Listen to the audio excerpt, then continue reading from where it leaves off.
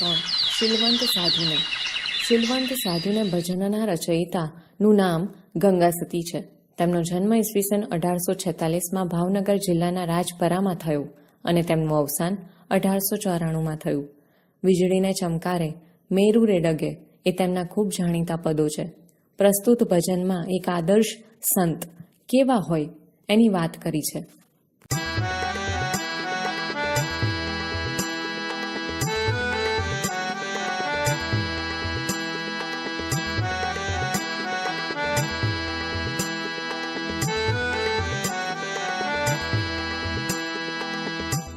શીલવંત સાધુને વારે વારે નમીએ, જેના બદલે નહીં વર્તમાન રે.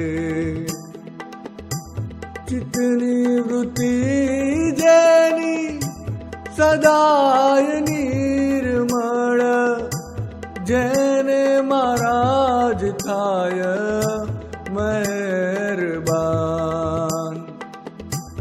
જેને શત્રુને મિત્ર એક નહીં ઉરમાં, જેને પરમાર્થમાં પ્રીત રે.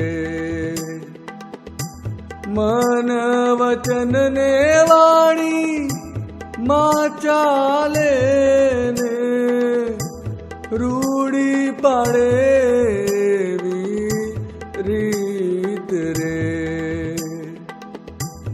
આઠે પોર મન મસ્ત થઈ રેવે, જેને જાગી ગયો તુરિયાનો તાર રે.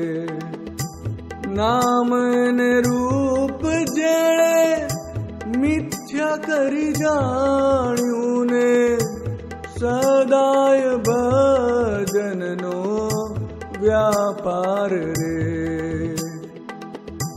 સંગ તું કરો તો તમે એવાની કરશો ને, તો ઉતરશો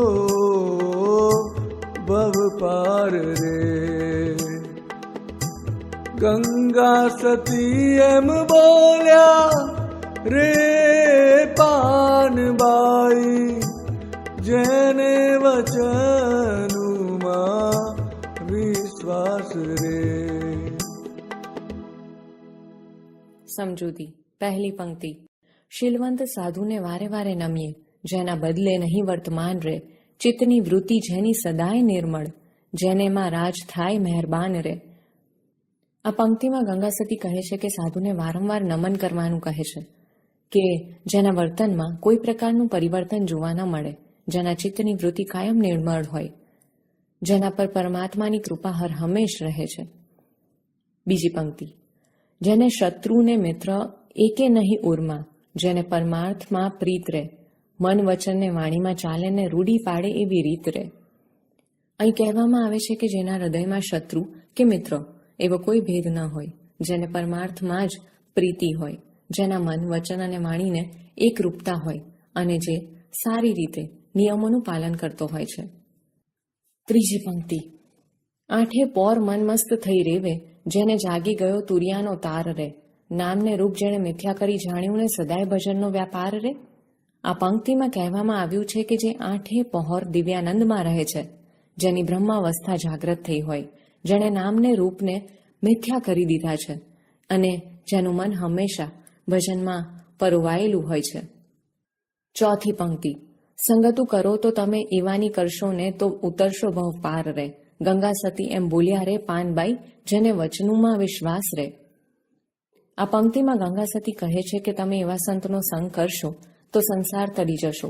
ગંગા સતીએ પાનબાઈને કહ્યું કે આવા સંતને પરમાત્માના વચનોમાં વિશ્વાસ હોય છે.